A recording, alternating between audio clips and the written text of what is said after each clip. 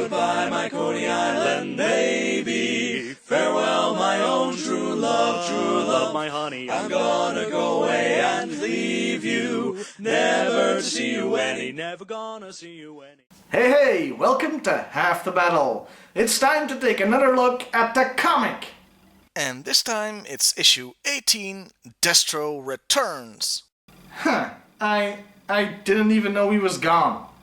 Our cover is confusing, but deliberately so, I think. It depicts some guy being captured by the Joes while Cobra Commander and Destro look on. I'll get more into the cover when we get to the end of the comic. The opening splash page delivers on the promises of last issue. We're going to Coney Island. The comic is not kind to that island. It's described as festering off the coast of Brooklyn. Now, I've never been to the place, but Google autocompletes Coney Island is with a dump or is it safe? I've been told that it's all been converted to condos for rich people now anyway. We see both the Joes and a Cobra plane heading there. The Joes got a tip that they needed to get to Coney Island. Hawk reveals a postcard that he got from somebody claiming to be Snake Eyes, and some personal information about Scarlet convinced him it was real. Scarlet is crying tears of joy at the news that he's alive. Okay, hold up there.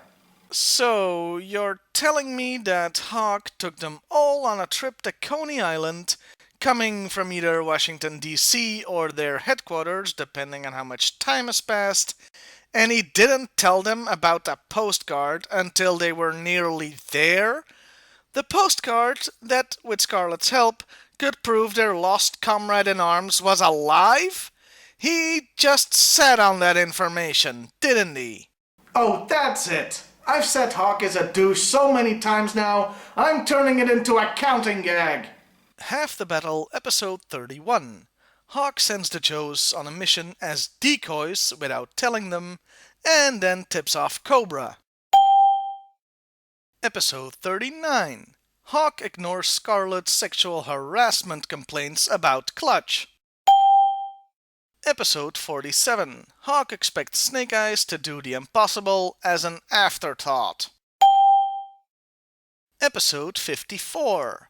Hawk won't even take a second to tell the team that Snake Eyes is presumed dead, even though Scarlet is pleading with him. And then we have the things in this issue which I've just described. Seriously, at this point, Colonel Kurtz would be a better commander than Hawk. Hell, Colonel Clink would be better. Anyway, they spot Scarface, the guy everybody is after, and go in. So does Destro, who's on the Cobra plane. At the same time, Snake Eyes and Quinn arrive since everybody has to get there conveniently at the same time. Scarface notices Destro first. Well, how could he not, really? I mean, the guy climbed out of a plane on top of a roller coaster, dressed like, well, that. You know, in the comic, G.I. Joe and Cobra are supposed to be top-secret covert organizations. Real cloak and dagger stuff that only operate in the shadows. Then you have this guy dropping out of the sky wearing his Ode to Disco outfit. He may as well have had his plane skywrite "Cobra's here" above the park. The Scarred Courier activates the roller coaster to kill Destro. But before we can find out if he's successful, Quinn finds him and demands to know where Dr. Venom is. Meanwhile, Destro just blows up the cart speeding towards him with his wrist rockets, because, as we've established, subtlety isn't his forte this issue. The Joes naturally notice the giant freaking explosion, and a confrontation between four Joes and Destro ensues. A confrontation Destro wins! Well, I say wins, I mean he gets away, which is considered a win in Cobra's book. Meanwhile, Scarface has told Quinn the location of Dr. Venom, so the Eskimo lets him go, telling Snake Eyes to decide if he wants to rejoin his friends or follow him to take out the guy that's tried to kill them about 50 times.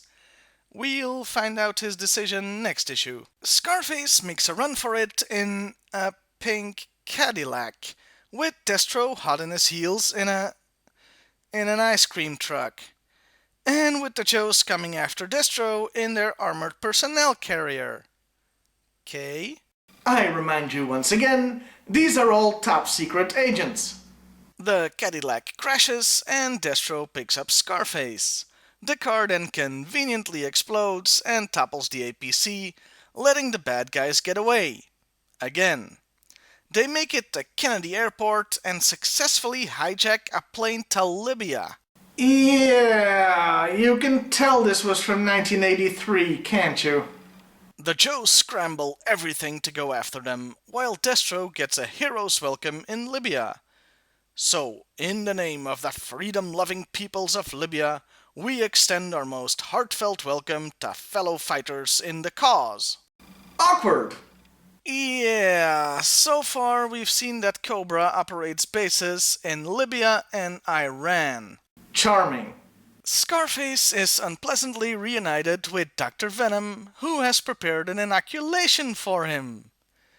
In Tripoli, Venom explains to Cobra Commander that Scarface has been injected with his lethal toxin, and they have 2 weeks to get him into G.I. Joe headquarters before he dies, so he can infect all the Joes.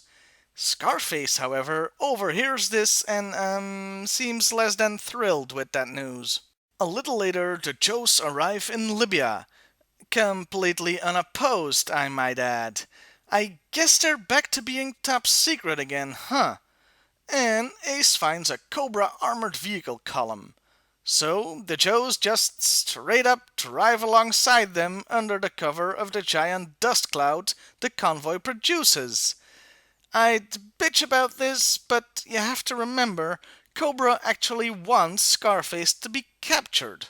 And sure enough, Hawk just hops onto his tank.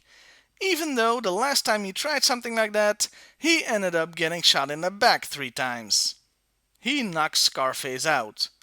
So now the Joes have to make their escape under the cover of gunfire.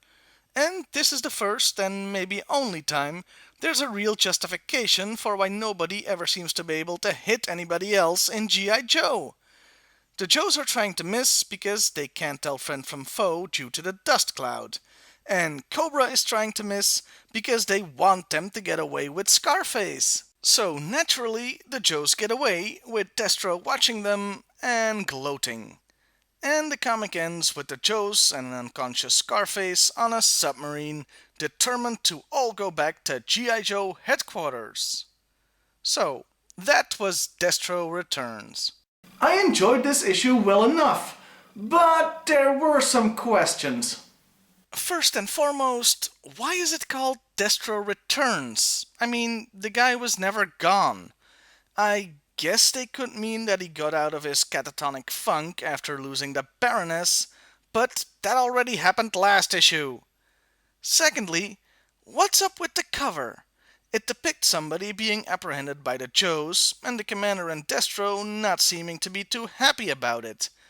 But I'd actually call this a nice cover with a nice bit of subterfuge. They're not letting on that this was exactly what Cobra wanted to happen. Thirdly, and most importantly, why did the Joes need Scarface anyway? No, really, it's never made clear. I mean, I get why Quinn and Snake Eyes needed him. They wanted to know where Dr. Venom was. And we know Cobra wants him to be a Trojan horse to infect the Joes. But the Joe team itself? I get that they want information on Cobra, and Scarface certainly has that, but guess what? So do others. Others that they already have in custody. They captured Major Blood last issue, and also have an admittedly barely alive Baroness, with both of them being higher up in the food chain than Scarface ever was. Overall, though, it was a good issue that I can recommend. The only bit that I don't really like is they used a real country here again, Libya in this case, for some of the action taking place. It at best makes the comic look dated, and at worst can get really uncomfortable. I'm happier when they make up countries like Trucial Abysmia and, Wolkukukland. Yeah, made-up countries are something of a mixed blessing. Well, Cobra has finally succeeded in their plan to send a deadly virus to the Joes. A plan that was first highlighted 4 issues ago, but really started 8 issues ago. So we're in the home stretch now. So next month we'll finally be getting to the very end of the Dr. Venom story arc. Well, see you later everybody. Goodbye, my Coney Island baby. Farewell, my own true love, my honey. I'm gonna go away and leave you, never to see you any, never gonna see you any. I'm gonna sail upon that ferry boat, never to return again. When I did a Google image search for Wolcockerland, to have a visual for the review, Google gave me this. A Japanese commercial for Viagra. Google, what the hell?